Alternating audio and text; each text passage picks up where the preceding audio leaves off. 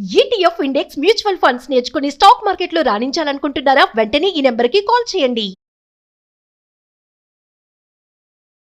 నమస్తే అమ్మా. నమస్తే అమ్మా. అమ్మ, గురు పౌర్ణమి ఈ రోజు యొక్క విశిష్టత, చేయాల్సిన పనులు. అమ్మా, గురు పూర్ణిమ అన్నది గురువుని గౌరవించుకోవడానికి ఏర్పాటు చేయబడినటువంటి రోజు అని మనం చెప్పుకుంటూ ఉంటాం. నిజానికి గురు పూజ ఉత్సవాలు ఈనాడు చేయాలి. గురువుని పూజించడానికి తగినటువంటి రోజు. కొన్ని గ్రంథాలను అనుసరించి ఈనాడు మనకి వేదాలను అందించినటువంటి వేదవ్యాసుడు అవతరించిన రోజు అని చెప్తారు. మరి కొంతమంది అది కాదు, వ్యాసుడికి గురుస్థానాన్ని ఇచ్చినట్టు గురుపీఠంలో కూర్చోబెట్టినటువంటి రోజు అని. ఏదేమైనా ఆనాడు మనకి ఇంతటి ప్రాచీన వాంగ్మయాన్ని సమస్తాన్ని ఉన్నత సనాతన ధర్మానికి సంబంధించినటువంటి సమస్తమైన వాంగ్మయాన్ని అందించినటువంటి వ్యాస మహర్షిని తలుచుకుని ఆయన్ని పూజించుకోవాల్సినటువంటి రోజు. మరి వ్యాసుడు మనకి ఎక్కడ కనపడుతున్నాడు? అందువల్ల మనకి చదువు చెప్పినటువంటి గురువుని పూజించుకునేటటువంటి రోజుగా మనం భావించుకుంటూ ఉంటాం. వ్యాసుడు అంటే ఎట్లాంటి వాడండి? ఆయన ఎప్పుడు పుట్టాడన్న మాట అటుంచి ఈ పీఠాన్ని అధివసించింది మాత్రం ఈరోజు. అందుకే ఏదైనా ఒక సనాతన గ్రంథాన్ని గనక మనం చదువుతూ ఉంటే పెట్టుకునేటటువంటి దాన్ని ఏమంటాం? వ్యాసపీఠం అనే పదం వాడతాం తప్ప ఇంకో పదం వాడం. అటువంటి వ్యాస మహర్షి ఎంతటి మహానుభావుడంటే, రాసులు రాసులుగా పోసి ఉన్నటువంటి వేదాలని వేటికవి విడివిడిగా చదువుకోవడానికి వీలుగా ఉండేటట్టుగా విడదీశాడు. అందువల్ల ఆయనకి వ్యాసుడు అని పేరు. వ్యాసుడు అంటే చక్కగా విశ్లేషణ చేసి ఎనలైజ్ చేసి మనకి ఇచ్చినటువంటి వాడు. ఈయన ప్రతి మహాయుగంలోనూ ద్వాపర యుగం చివర అపాంతరతముడు అనేటటువంటి సాక్షాత్తు విష్ణుమూర్తి అంశతో జన్మించినటువంటి ఆయన అవతరించి కలియుగంలో మానవులకి తెలివితేటలు తక్కువ గనక వేదం చదువుకుంటే అర్థం కాదు గనక వాళ్ళు చదువుకుంటే అర్థమయ్యేటట్టుగా దానికి వీలుగా ఉండేటట్టు ఎక్కడికెక్కడ విభాగం చేసి ఇవ్వడానికి వస్తాడండి. అన్ని యుగాల్లోనూ, అన్ని మహాయుగాల్లోనూ.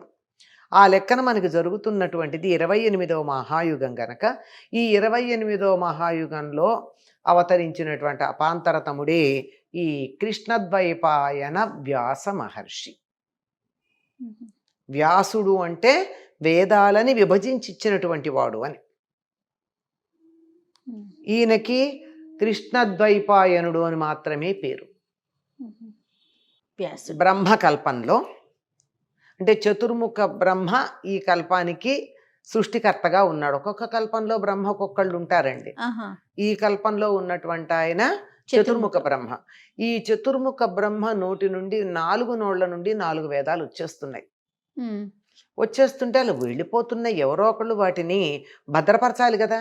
అప్పుడు విష్ణువు సంకల్పం చేసుకున్నాడు.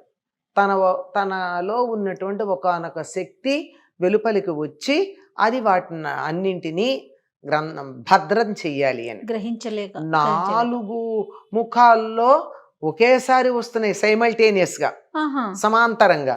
ఈ 4ంటిని కూడా ఒక్కటి కూడా మిస్ కాకుండా 4ంటిని స్వీకరించి భద్రపరచాలి.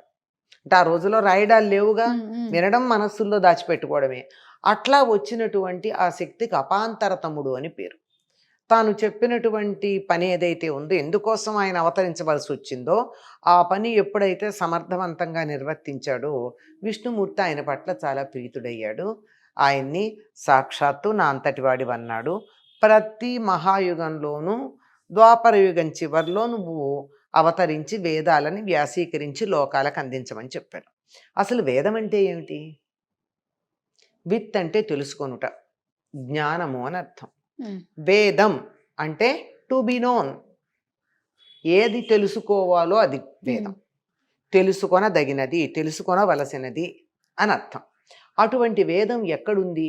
అంటే అనేక మంది మహర్షులు తమ జీవితాలంతా కూడా తపస్సులు చేసి చేసి చేసి తత్ఫలితంగా తాము దర్శించినటువంటి సత్యాలని అలా పోగులు పోగులుగా పోశారు. ఎంతమంది, ఒకళ్ళు కాదు.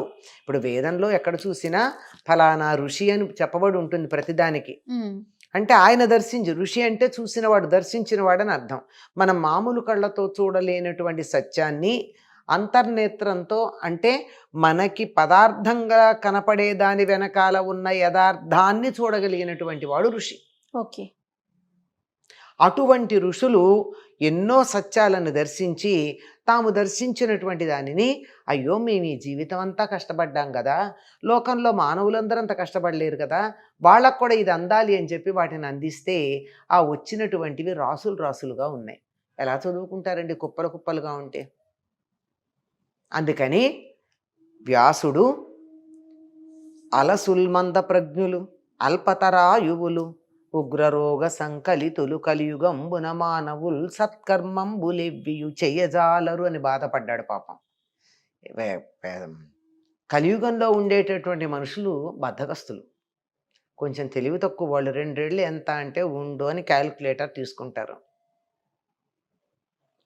అల్పతరాయువులు, చాలా తక్కువ ఆయుర్దాయం, 120 ఏళ్ళు బతకడం ఎక్కడుంది మనకి.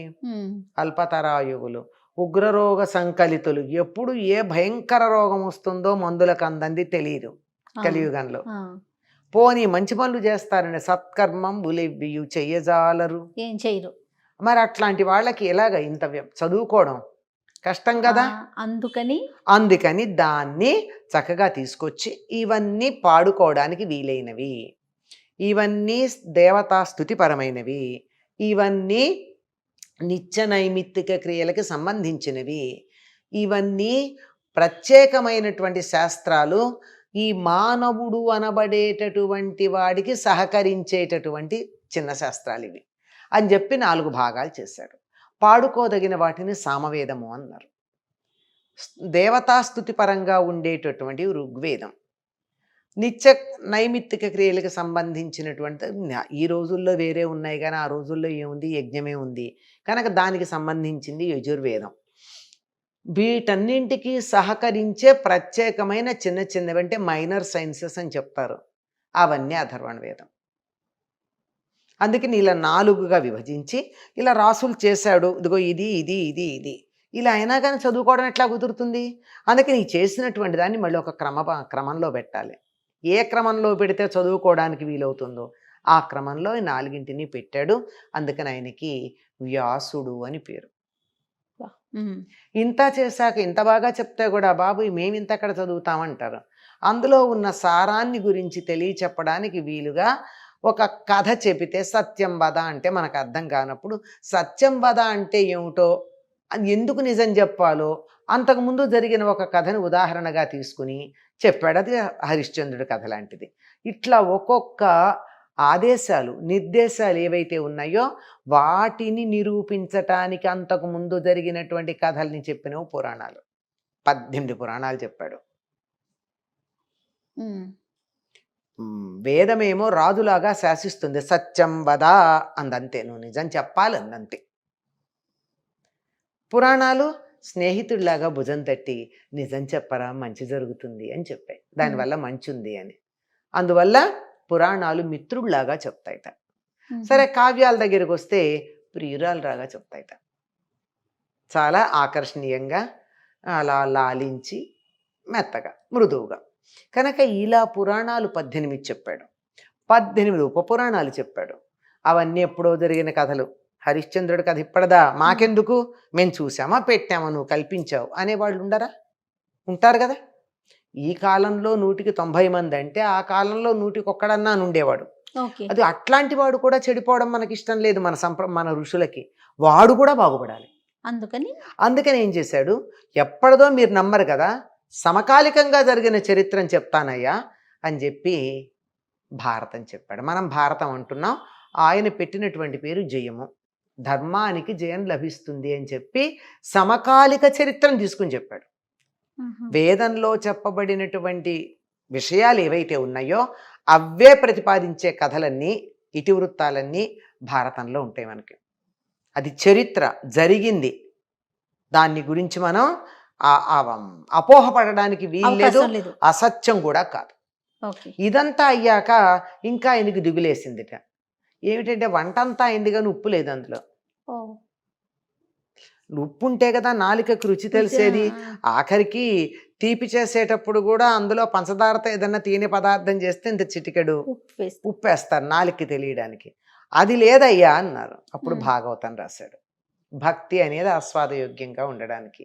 ఇలా ఇన్ని రాసి మేము ఇంత చదవలేము, నువ్వు సిద్ధాంతంగా చెప్పు, మేము కొంచెం హయ్యర్ లెవెల్, పిల్లల కథలు చెప్పినట్టు కాదు మాకు అంటే బ్రహ్మసూత్రాలు రాశాడు. బాబా. ఇన్ని అందించినటువంటి వ్యాసుడు గురుస్థానంలో ఉన్నాడు. అటువంటి గురువుని పూజించుకునే రోజు. ఇప్పటి గురువు ఆ స్థానంలో ఉండగలరా? ఆయనే తనలాగా తర్వాత వాళ్ళు ఉండలేరని ఒక్కొక్కళ్ళకి అప్పచెప్పాడు. జైమిని, పైలుడు, సుమంతుడు, వైశంపాయనుడు అందరికీ తొలక భాగం అప్పచెప్పి మీరంతా దీన్ని కొనసాగించండి అని చెప్పాడు. ఆ తర్వాత వాళ్ళు అంత స్థాయి తమ శిష్యులకు లేదని దాన్ని మళ్ళీ 3-4 చెరో భాగం అప్పచెప్పారు. అట్లా రాగా ఏదో ఇంత అంతో వాళ్ళ దగ్గర వీళ్ళ దగ్గర కొంచెం ఉంది కనుక ఎవరి దగ్గర జ్ఞానం ఉంటే వాళ్ళందరూ వ్యాసుని అంశ కలిగిన వారు అని వారిని పూజించుకోదగినటువంటి రోజు, పూజించుకోవలసినటువంటి రోజు గురు పూర్ణిమమ్మ. సో గురువుకి ప్రత్యేకమైన స్థానం ఉందమ్మా కదమ్మా, గౌరవించాల్సిన రోజు. తప్పనిసరిగా ఉంది. గుకారో స్కంధకార రకారత్త నిరోధక అని. గుకారం అంటే అంధకారం, చీకటి. రా అంటే దాన్ని పోగొట్టేది. అజ్ఞానం అనేటటువంటి చీకట్లో నుంచి విజ్ఞానం అనేటటువంటి వెలుగు వైపుకి చెయ్యి పట్టుకు తీసుకెళ్లేటటువంటి వాడు గురువు. నమస్తే అమ్మా.